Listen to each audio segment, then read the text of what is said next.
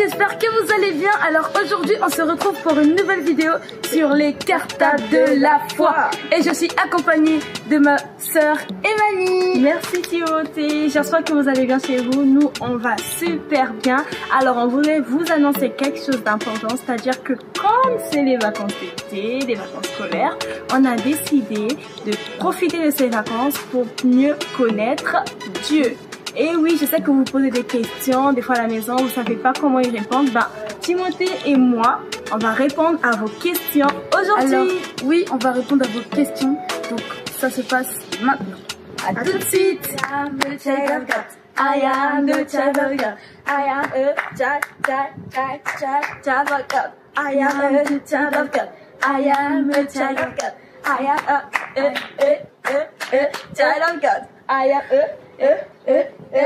the child of God, because I believe in God, because Jesus Christ is in me, because I believe in God, because Jesus Christ lives in me.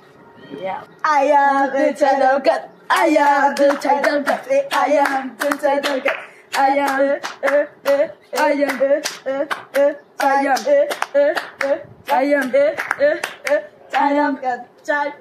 Child of God.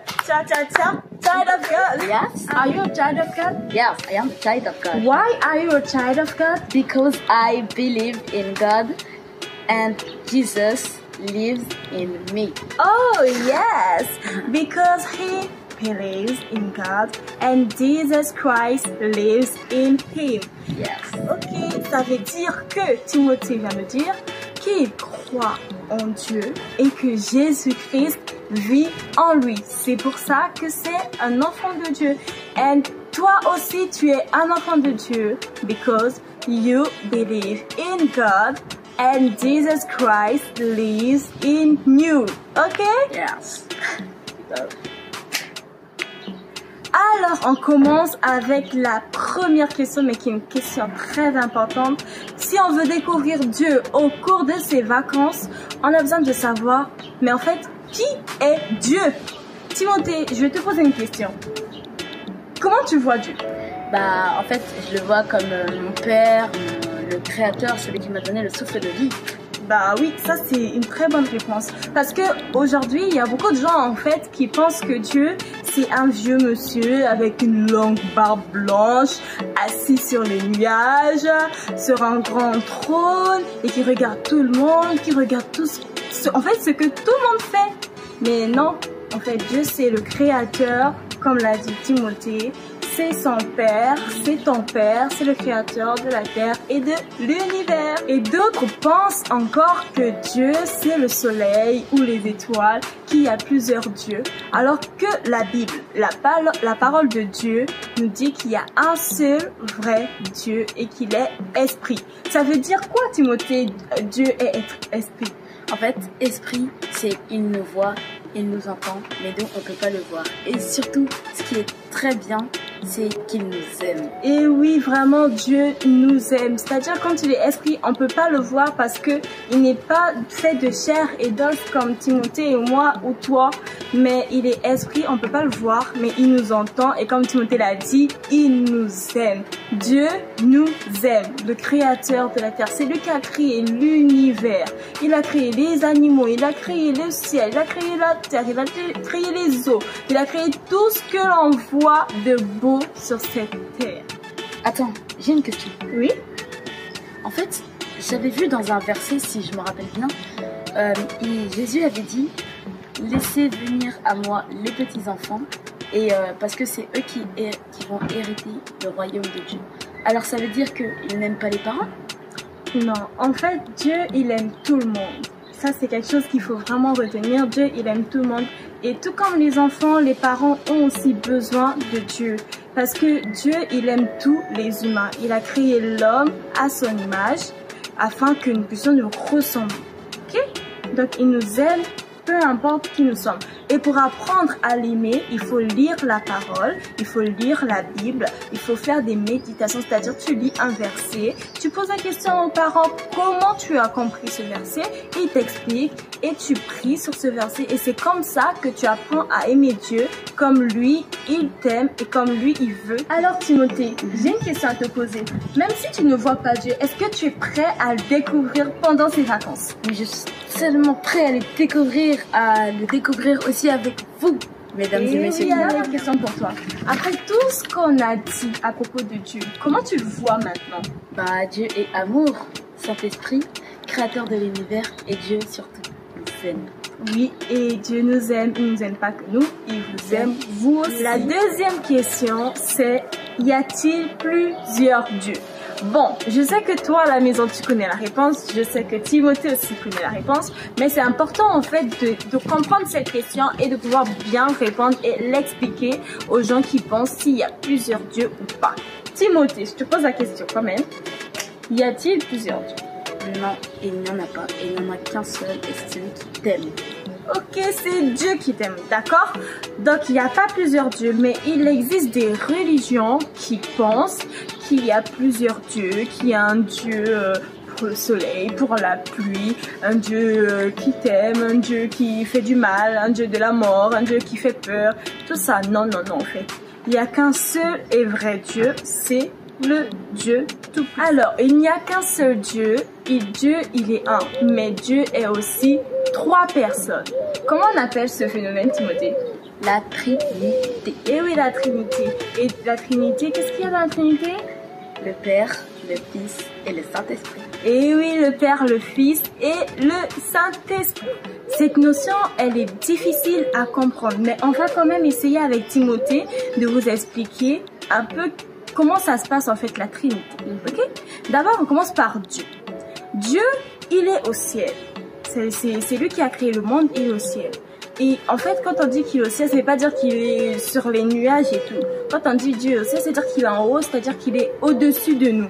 Il est au-dessus de nous par rapport à deux critères. Le premier critère, c'est par rapport à sa grandeur. Pourquoi, Timothée?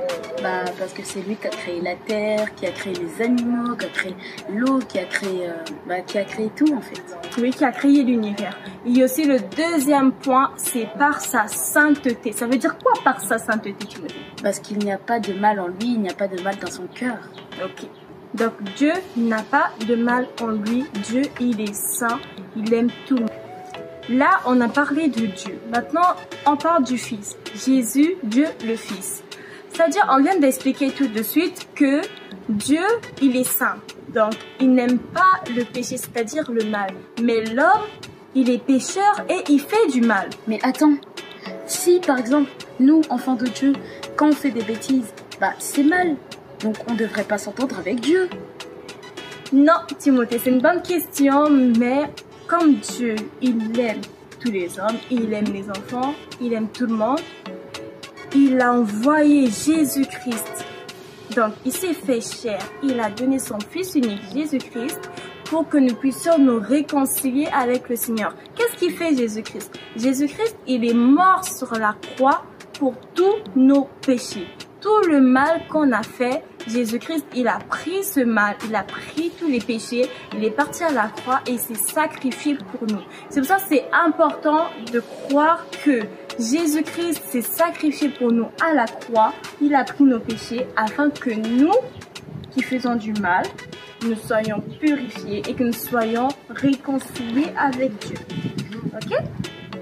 C'est comme ça que Dieu...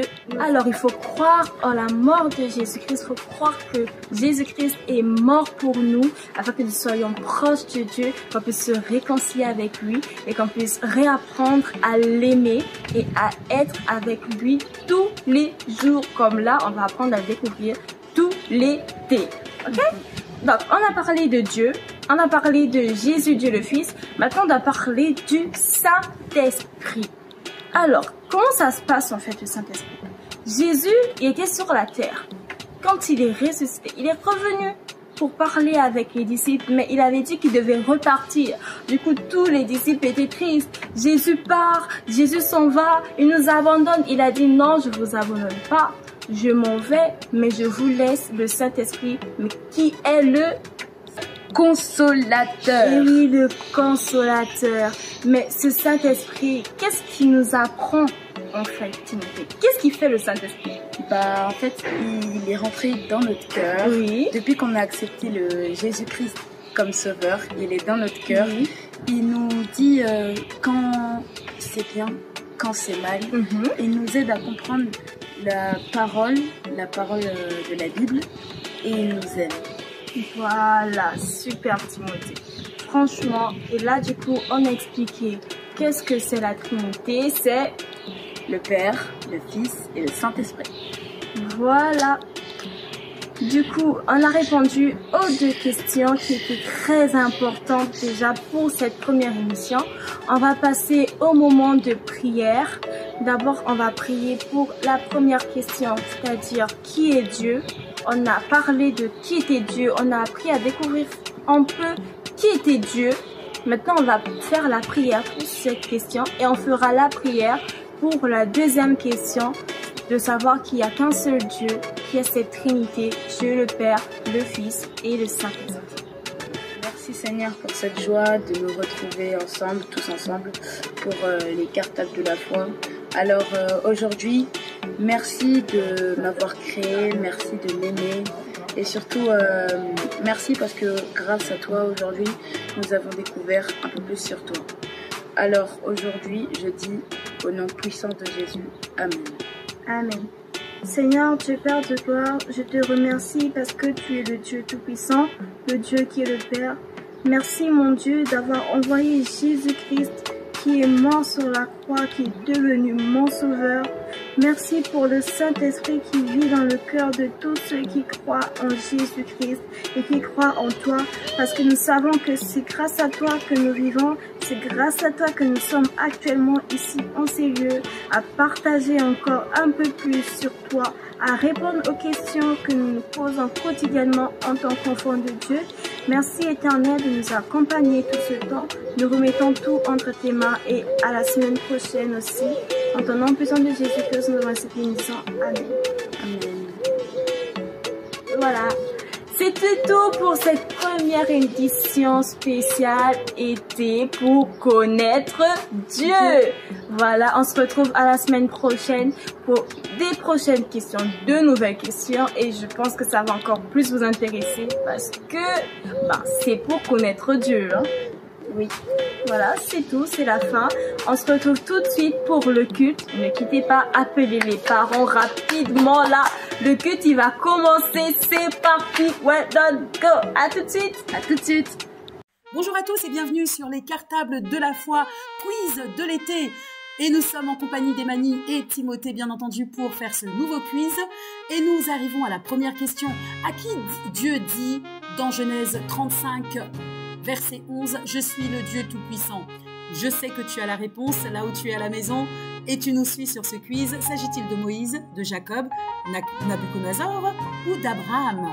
Je connais la réponse, mais je te laisse trouver.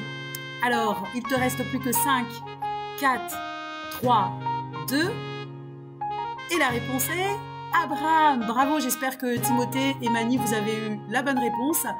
Et très vite, nous allons voir. Et parfait, parfait. Et Mani, tu prends une petite longueur d'avance. Alors, deuxième question du quiz. La deuxième question, quelles sont les 3 personnes de la Trinité? Alors, très facile, puisque si vous avez suivi Timothée et Mani tout à l'heure, ils en ont parlé. Donc, quelles sont les 3 personnes? Nous disons bien quelles sont les 3 personnes de la Trinité. Donc, c'est une question à choix multiples. À toi de deviner, est-ce qu'il s'agit des rois mages? Est-ce qu'il s'agit de Jésus? Est-ce qu'il s'agit du Saint-Esprit? Est-ce qu'il s'agit du Père, le Père? Alors, plus que 5, 4, 3, 2, 1. Et comme je l'ai dit tout à l'heure, bien entendu, il s'agit du Père, du Fils et du Saint-Esprit. Et oui, il s'agit de Jésus, il s'agit du Père, il s'agit du Saint-Esprit. Et Mani, tu prends un tout petit peu d'avance sur Timothée. Et nous passons tout de suite à la 3e question. Qui est le consolateur dont parle la Bible dans Jean, chapitre 15, verset 26? Donc si tu es rapide, tu peux aller courir tout de suite, regarder dans ta Bible pour avoir la réponse, ou alors tu peux tout simplement donner la réponse parce que tu la connais. Est-ce qu'il s'agit du Saint-Esprit? Est-ce qu'il s'agit de Gédéon? Est-ce qu'il s'agit de Pierre? Est-ce qu'il s'agit de Manassé? Je sais que tu as la réponse. Je sais parce que... Bon, je ne veux pas donner d'indice, mais tu as la réponse. Plus que 4, 3, 2, 1. Et bien entendu, il s'agit du Saint-Esprit. Oui, le consolateur, le Saint consolateur, c'est Jésus-Christ qui le dit. Voici, je m'en vais vers le Père et il vous enverra le consolateur, le Saint-Esprit, qui demeurera avec vous. Alors ici, nous sommes à la 4e question. Combien de disciples étaient assemblés dans la chambre haute lors de la Pentecôte? Cette chambre, bien entendu, que nous appelons aussi dans la Bible la chambre haute de Marc. Dans la maison de Marc, ils étaient réunis attendant, bien entendu, les consignes de Jésus-Christ, mais ils ne savaient pas qu'à ce moment-là, un vent impétueux allait souffler sur eux et ils seraient remplis du Saint-Esprit. Donc, combien était-il dans cette chambre haute de Marc? Plus que 4, 3, 2, 1. Et oui, ils étaient 120. Très bien joué, Emani, Timothée. Alors, oui, pas mal, vous avez la bonne réponse. Pas mal. Alors, 5e question. Qui est le roi d'Israël au temps du géant Goliath? Est-ce qu'il s'agit de David? Est-ce qu'il s'agit de Salomon? Est-ce qu'il s'agit de Saul? Est-ce qu'il s'agit de Ramsès? What? Ramsès? Ramsès? What? Bon, à vous de jouer. J'espère que vous avez la bonne réponse parce que nous connaissons tous cette histoire de Goliath. Donc, qui était le roi à cette époque? S'agit-il de Salomon, David, Saul ou Ramsès?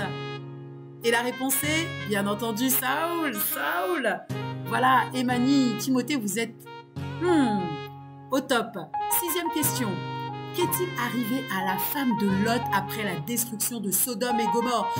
Dieu était en colère de ce qui se passait dans cette ville et a décidé de détruire cette ville. Mais il a donné des consignes. Il a dit à Lot, lorsque vous partirez, ton épouse, toi et les enfants, surtout, ne vous retournez pas. Ne regardez plus en arrière. C'est comme toi, dans ta vie de tous les jours, lorsque Dieu te donne un challenge, te dit de faire quelque chose, sois dans l'obéissance, parce que ça vaut mieux que le sacrifice. L'obéissance. Alors plus que 2, 1. Et oui, elle fut transformée en statue de sel. Alors, vous êtes vraiment au taquet, hein, Timothée et Mani. Alors, cette 7e question, qui céda à la tentation du serpent? Easy, facile. Alors, est-ce qu'il s'agit d'Adam, d'Ève, de Jésus ou de Jean-Baptiste? Alors, cette fois-ci, on a été quand même gentil avec vous. Hein. Je pense que ça va être très simple de cliquer sur la bonne réponse. Et donc, s'agit-il d'Adam, de Ève, de Jésus ou de Jean-Baptiste? Vous avez plus que 8, 7, 4, 3, 2, 1. Et oui, bien entendu, il s'agit de Ève. Et oui, il s'agit de Ève. Bien joué. Donc, Timothée et Samuel, vous avancez encore très bien. Et sans plus tarder, nous passons à la suite. Voilà. Donc, huitième question. Comment s'appelait la femme de Moïse? Est-ce que c'était Sarah? Est-ce que c'était Rebecca? Est-ce que c'était Solange? Est-ce que c'était Séphora? Est-ce qu'il s'agit de Sarah, Séphora, Solange ou Rebecca? Alors, un indice pour vous qui nous écoutez maintenant. Et oui, il y a toute une chaîne de parfumerie aujourd'hui au nom de cette femme. Il s'agit de Séphora, bien joué. Et oui, il s'agit de Séphora, l'épouse de Moïse. Donc, Emani, Timothée, ouh là là là là là là, c'est très proche tout ça. Donc, 9e et avant-dernière question, qui a demandé à Pharaon de laisser aller son peuple hors d'Égypte? La question est facile. Et oui, on dit que c'est... Il s'agit de... Et oui, j'en suis sûre que vous attendez à ce que je vous aide. Mais vous la connaissez, cette histoire. Elle est très simple. Pour tous ceux qui aiment écouter et lire vraiment les livres historiques de la Bible, vous la connaissez. Il vous reste plus que 5, 4, 3, 2, 1. Bien entendu, il s'agit de Moïse, l'enfant sauvé des eaux. Voilà, c'est lui, c'est Moïse. Emani, Timothée. Petite avance d'Emani, hein. 10e et dernière question, Timothée, là, il va falloir cartonner. Alors, qui fut le fils d'Adam et Ève que Jésus appelait le juste? Alors, très très simple aussi cette dernière question. Il s'agit d'Abel, de Caïn, de Richard ou d'Habacuc?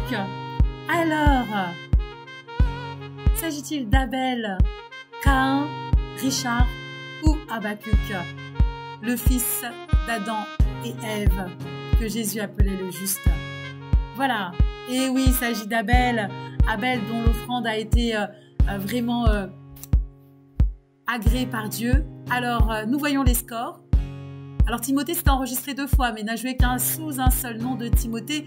Et nous voyons Timothée 2e et que, effectivement, c'est Emani avec un score pas tout à fait loin, Timothée, hein, très très proche. Bravo à tous les deux qui avaient participé avec nous. Et nous vous disons à très bientôt, à vous tous qui nous suivez sur la plateforme des Cartables de la foi. On se dit à très bientôt. Bon dimanche à vous. À dimanche prochain. Un jour j'ai rencontré le Christ. C'était la réponse de ma vie, à savoir qui je suis, pourquoi je vis et comment vivre ma vie avec lui. Jour j'ai rencontré le Christ. Ce jour-là j'ai trouvé ma mission, me réjouir en Jésus-Christ, le suivre toute ma vie, pour que le royaume de Dieu vienne. Si je n'ai qu'un jour à vivre, comme ton disciple, je vivrai pour cette seule vie. Je serai